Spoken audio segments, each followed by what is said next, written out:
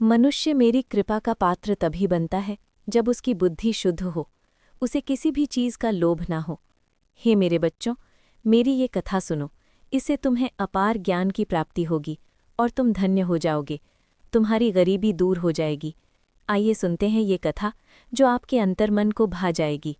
नमस्कार मित्रों, आप सभी श्रद्धालु साथियों को नवरात्रि की हृदय से मंगलमय शुभकामनाएं। आज नवरात्रि का पावन दूसरा दिन है, वो शुभ दिन जब माँ ब्रह्मचारिणी की विशेष पूजा और आराधना की जाती है। माँ ब्रह्मचारिणी जगतजननी माँ दुर्गा का दूसरा दिव्य स्वरूप है। इन्हें तपस्विनी और ब्रह्मचारिणी के नाम से भी जाना जाता है।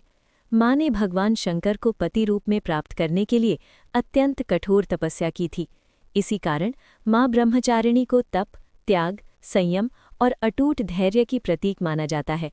उनकी उपासना हमें ये सिखाती है कि जब श्रद्धा सच्ची हो तो कठिन से कठिन मार्ग भी आशीर्वाद में बदल जाता है। साथियों, माता ब्रह्मचारिणी की ये व्रत कथा उन सभी भक्तों के लिए विशेष फलदायी मानी जाती है जिनके जीवन में हमेशा पैसों की तंगी बनी रहती है, या फिर धन आता तो है लेकिन टिकता नहीं, जिनके घर में प्रतिदिन कोई ना कोई तनाव, कलेश या मानसिक बेचैनी रहती है, और वे लोग भी जिनकी मेहनत तो अपार होती है पर किस्मत साथ नहीं देती। ऐसे सभी भक्त यदि माँ ब्रह्मचारिणी को सच्चे हृदय से स्मरण करें, व्रत करें या इस कथा को श्रद्धाभाव से सुने तो माँ ब्रह्मचारिणी अवश्य अपनी असीम कृपा बरसाती हैं। इसलिए प्रिय साथियों, इस पावन कथा को अंत तक अवश्य सुने और माँ ब्रह्मचारिणी की कृपा प्राप्त करने के लिए कमेंट में जय माँ ब्रह्मचारिणी अवश्य लिखें। अब आइए प्रारंभ करते हैं माता ब्रह्मचारिणी की इस दिव्य कथा का। बहुत समय पहले की बात है, भारतवर्ष की उस पवित्र वसुंधरा पर जहाँ हर कण में देवत्व का वास माना जाता है, वहीं एक ऐसा भक्त रहता था जिसका नाम था देवव्रत। देवव्रत एक साधारण मनुष्य था, पर उसका हृदय असाधारण श्रद्धा और भक्ति से भरा हुआ था। वो माँ ब्रह्मचारिणी का अनन्य और निष्काम उपासक था। प्रतिदिन प्रातःकाल कल बहती नदी के शीतल जल में स्नान कर वो अपनी कुटिया के पास बने एक छोटे से मंदिर में माँ की प्रतिमा के सामने बैठ जाता। उसकी पूजा में न कोई आडंबर था, न कोई दिखावा, बस था तो एक निश्चल प्रेम और अगाध विश्वास जो उसके रोम रोम में समाया हुआ था। नवरात्रि का ये पावन पर्व देवव्रत के लिए वर्ष का सबसे महत्वपूर्ण समय होता था। इन 9 पवित्र दिनों में उसकी साधना और तपस्या सामान्य दिनों से कहीं अधिक गहन और कठोर हो जाती। पहले ही दिन से वो कठोर व्रत का संकल्प ले लेता और दूसरे दिन जब माँ ब्रह्मचारिणी की विशेष पूजा होती तो उसकी आंखों में एक अद्भुत और दिव्य चमक दिखाई देती। वो घंटों निर्निमेष दृष्टि से माँ के उस शांत, सौम्य और तपस्विनी स्वरूप को निहारता रहता, मानो स्वयं माँ उसकी आत्मा में उतरकर उसे अपने दिव्य तेज से भीतर तक आलोकित कर रही हों। देवव्रत का जीवन पूर्णतः शांत, सरल और संतोष से परिपूर्ण था। उसकी पत्नी राधा और उसके 2 छोटे बच्चे रिया और रवि उसके जीवन की सुखद बगिया के कोमल फूल थे। वो एक छोटा किसान था जो अपनी मेहनत और ईमानदारी से अपने परिवार का पालन पोषण करता था। गांव में उसकी पहचान एक सज्जन, धर्मात्मा और सच्चरित्र पुरुष के रूप में थी। लोग उससे प्रेम करते थे, उसका सम्मान करते थे। लेकिन साथियों, कहते हैं ना, होनी को कौन टाल सकता है।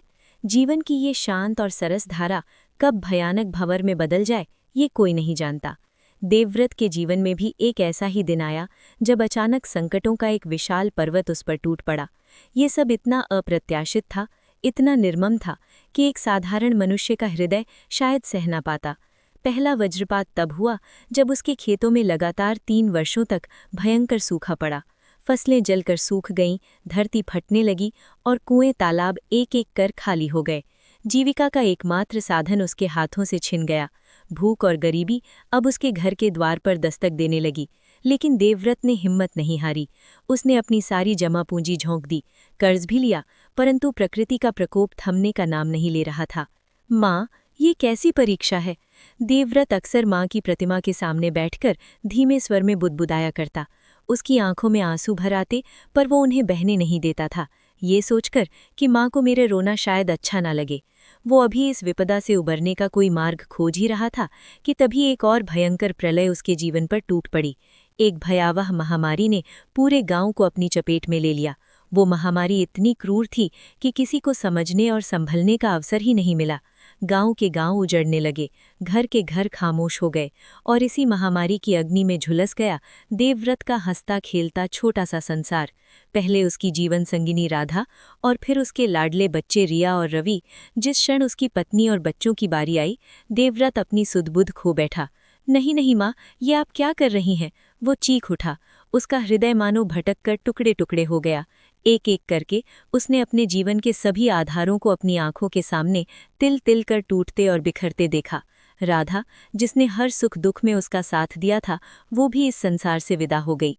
और उसके बच्चे रिया की खिलखिलाहट, रवि की मासूम शैतानियां, सब कुछ एक भयावह और गहरे सन्नाटे में डूब गया। देवव्रत उन निर्जीव शरीरों को अपनी बाहों में भरकर घंटों रोता रहा। उसका हृदय ऐसे अपार कष्ट से भर चुका था जिसे शब्दों में कभी व्यक्त नहीं किया जा सकता, क्योंकि अब उसके पास सुनने वाला कोई बचा ही नहीं था। महामारी के भय से गांव वाले उससे दूर रहने लगे और ऊपर से उसकी टूटी हुई किस्मत देखकर कुछ लोगों ने उसे मनहूस तक कहना शुरू कर दिया। एक ही दिन में उसका पूरा संसार उजड़ चुका था। वो घर जो कभी हंसी, प्रेम और खुशियों से गूंजता रहता था, अब एक दर्दनाक सन्नाटे का अखाड़ा बन गया था। दीवारों पर अब भी उसके बच्चों के बनाए हुए चित्र मौजूद थे। राधा की साड़ी की सुगंध अब भी हवा में थी, पर अब ये सब उसे सुख नहीं, सिर्फ असहनीय पीड़ा देते थे। देवव्रत पूरी तरह अकेला पड़ गया, इतना अकेला कि उसकी आत्मा का कण कण चीख उठता था। उसका शरीर सूखकर कांटे जैसा हो गया था। भूख, प्यास और निरंतर शोक ने उसे भीतर से पूरी तरह खोखला कर दिया था। रातें जाग जाग कर कटती थीं और दिन बस एक गहरे शून्य में डूबे रहते थे। कभी कभी देवव्रत को ऐसा लगता कि अब उसका धैर्य उत्तर देने वाला है।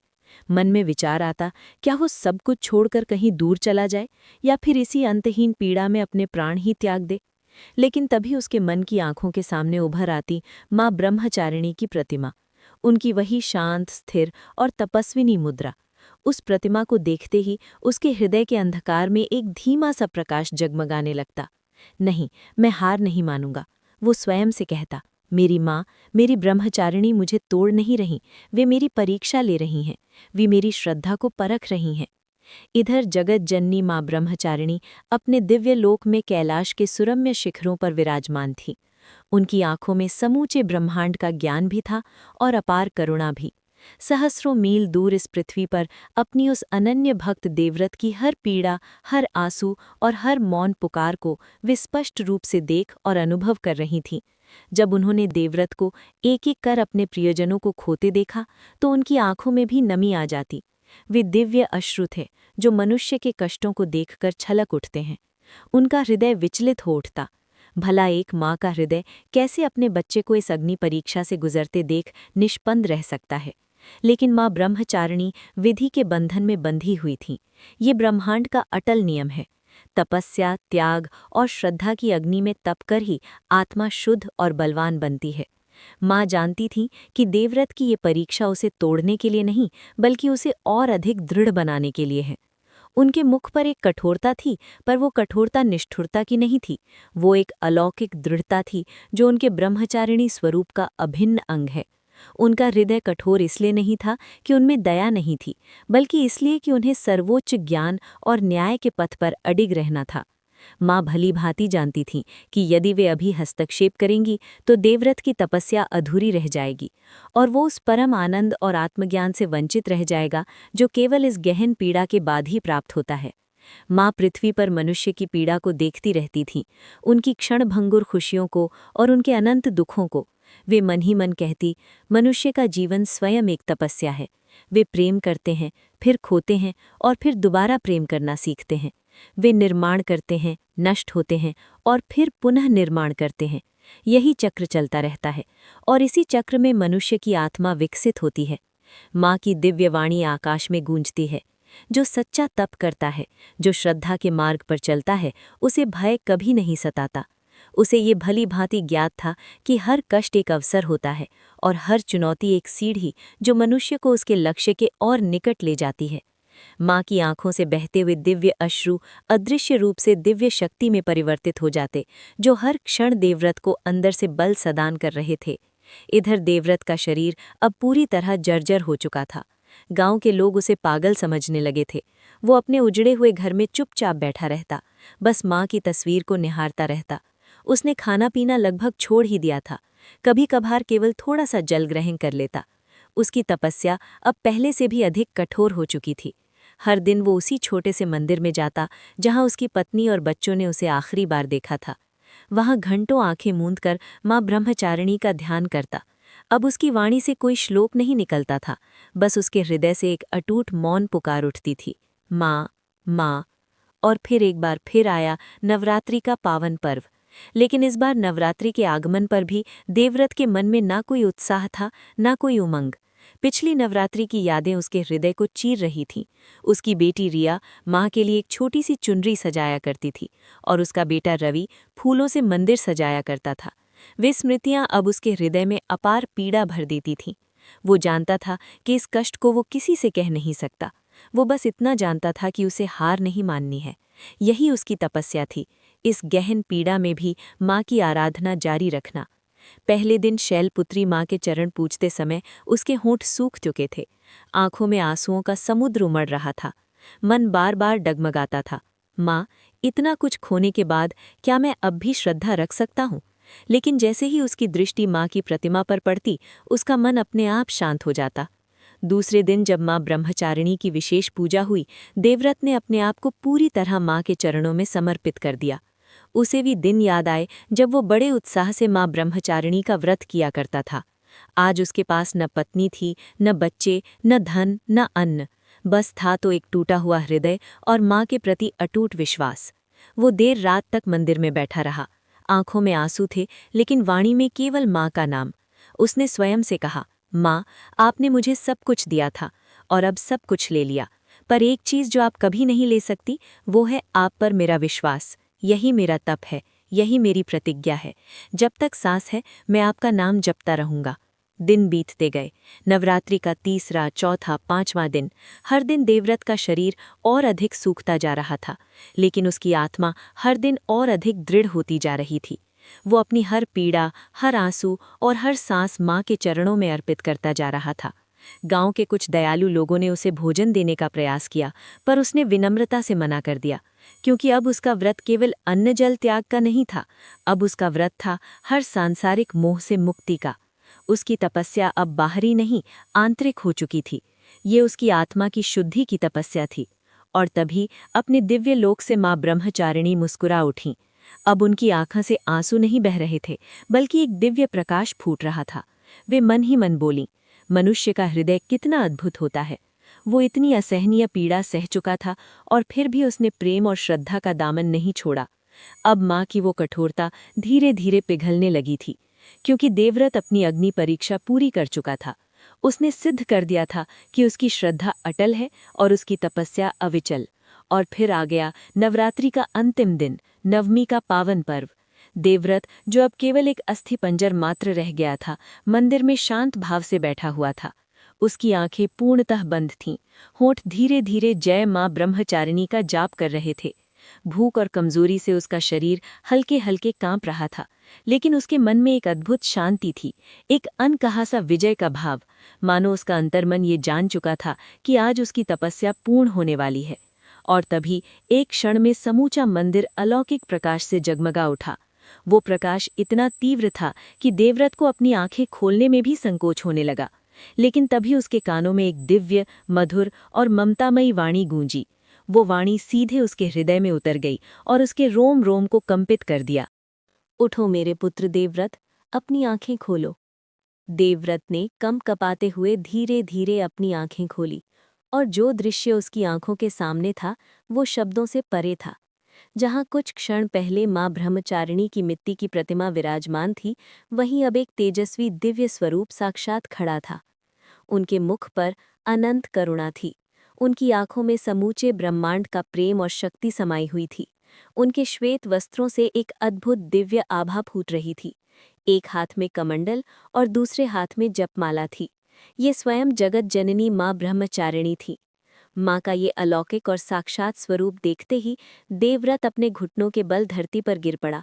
उसके होंठ कुछ भी कहने में असमर्थ थे। बस उसकी आंखों से गंगा और यमुना एक साथ बहने लगी। लेकिन ये आंसू दुख के नहीं थे, ये थे आनंद के आंसू, कृतज्ञता के आंसू और श्रद्धा की पराकाष्ठा के आंसू। माँ, मेरी माँ। देवव्रत बस इतना ही कह सका। उसकी वाणी भावनाओं के भार से रुक गई थी। शब्द उसके हृदय की अनुभूति को व्यक्त करने में असमर्थ थे। माँ ब्रह्मचारिणी ने प्रेम और करुणा से देवव्रत की ओर देखा और अपने दिव्य हाथों से उसे उठा लिया। माँ के उस पावन स्पर्श मात्र से देवव्रत का सारा कष्ट क्षण भर में विलीन हो गया। उसकी सारी शारीरिक दुर्बलता, सारा दर्द, सारा संताप मानो कभी था ही नहीं। उसके शरीर में एक नई दिव्य ऊर्जा का संचार होने लगा। शिराओं में नवचेतना दौड़ गई और उसके हृदय में भर गई एक ऐसी शांति जो शब्दों से परे थी, जो किसी भी सांसारिक सुख से कहीं अधिक गहन और स्थायी थी। माँ ब्रह्मचारिणी ने उसे अपार ममता से देखा। वो दृष्टि सिर्फ देखने की नहीं थी, वो स्वीकार करने की दृष्टि थी। एक माँ द्वारा अपने पुत्र की तपस्या को पूर्ण मान लेने की दृष्टि। फिर माँ के मुख से एक मधुर, शांत और करुणामयी वाणी प्रवाहित हुई। मेरे पुत्र, तुमने अपनी तपस्या पूर्ण कर ली है। मैंने तुम्हारी हर पीड़ा को देखा है, तुम्हारे हर आंसू को महसूस किया है। मेरा हृदय भी तुम्हारे कष्टों से विचलित हुआ है। पर मेरे पुत्र, मैं विधि के बंधन में बंधी हुई थी, इसलिए मैं सीधे हस्तक्षेप नहीं कर सकती थी। ये तुम्हारी अग्नि परीक्षा थी और आज तुम उसमें पूरी तरह घरे उतरे हो। माँ की वाणी में अनंत ममता थी। वो वाणी मानो शीतल अमृत बनकर देवव्रत के हृदय पर बरस रही थी। उसके भीतर संचित समस्त पीड़ा धीरे धीरे शांत हो रही थी। उसका हृदय सुकून और कृतज्ञता से भर उठा। ये सुनकर देवव्रत भाव विभोर हो गया। उसके नेत्र आंसुओं से भर आए और वो कंपित स्वर में बोला, माँ, मैंने तो कभी ये सोचा भी नहीं था कि आप मुझे अपने दिव्य दर्शन देंगी। मैं तो बस आपका नाम जपता रहा, क्योंकि आपके सिवाय इस संसार में मेरा कोई नहीं था। इतना कहकर देवव्रत पुनः माँ के चरणों में नतमस्तक हो गया। उसके शब्दों में ना कोई मांग थी, न कोई अपेक्षा, बस थी पूर्ण शरणागति। ये सुनकर माँ ब्रह्मचारिणी के मुख पर एक मधुर करुणामयी मुस्कान फैल गई। वो मुस्कान सिर्फ होठों तक सीमित नहीं थी, वो एक माँ का अपने पुत्र को अपना लेने का संकेत थी। और फिर माँ ने ममता से भरी वाणी में कहना प्रारंभ किया, तुमने ये सोचा मेरे पुत्र कि तुम्हारे पास कोई नहीं था। मूर्ख बालक, जिसने मुझे अपने हृदय में बसाया है, उसके पास भला कोई कैसे नहीं हो सकता। मैं सदैव तुम्हारे साथ थी, तुम्हारे हर कदम पर, तुम्हारे हर आंसू में। मैंने तुम्हें कभी अकेला नहीं छोड़ा। ये जो कष्ट तुमने सहा है, ये तुम्हें तोड़ने के लिए नहीं था, ये तुम्हारी आत्मा को शुद्ध करने के लिए था, तुम्हें संसार के मोह माया से ऊपर उठाने के लिए था। और यही तुम्हारी तपस्या का फल है कि आज तुम इस परम सत्य का अनुभव कर पा रहे हो। ये कहते हुए माँ ने एक गहरी शांत सांस ली और फिर उनकी वाणी में एक ऐसा शाश्वत सत्य गूंज उठा जो केवल देवव्रत के लिए नहीं, बल्कि समस्त मानव जाति के लिए एक दिव्य संदेश था।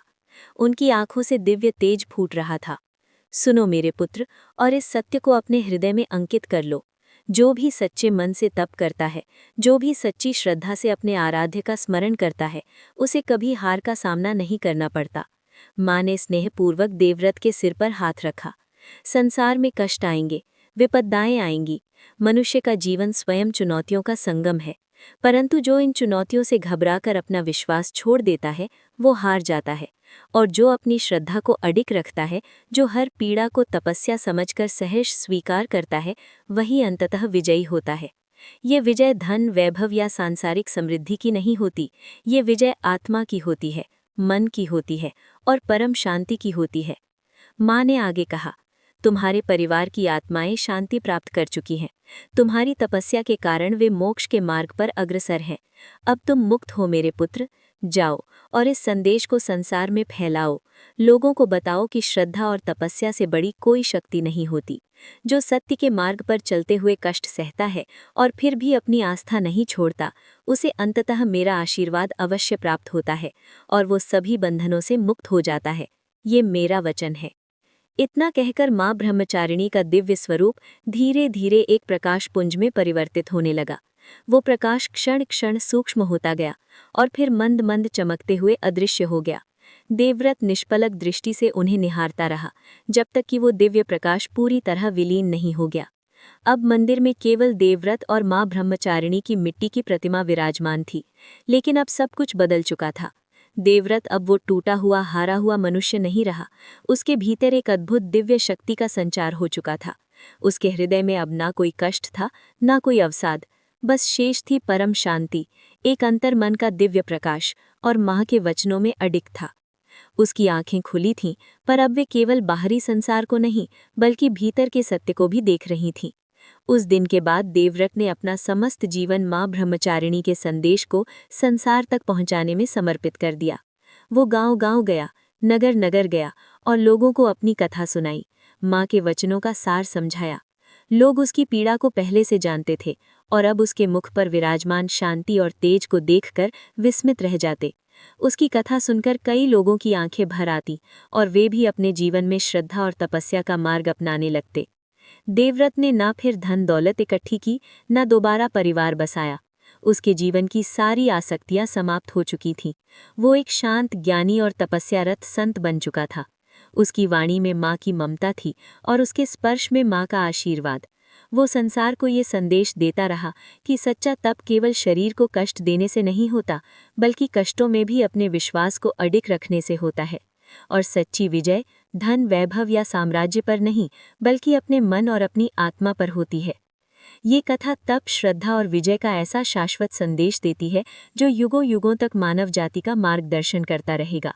ये हमें सिखाती है कि जीवन में चाहे कितने ही बड़े संकट क्यों ना आ जाएं, चाहे पीड़ा कितनी ही गहरी क्यों ना हो, यदि हम सच्चे मन से अपने आराध्य पर विश्वास रखें और अपनी तपस्या जारी रखें, तो हमें कभी हार का सामना नहीं करना पड़ेगा।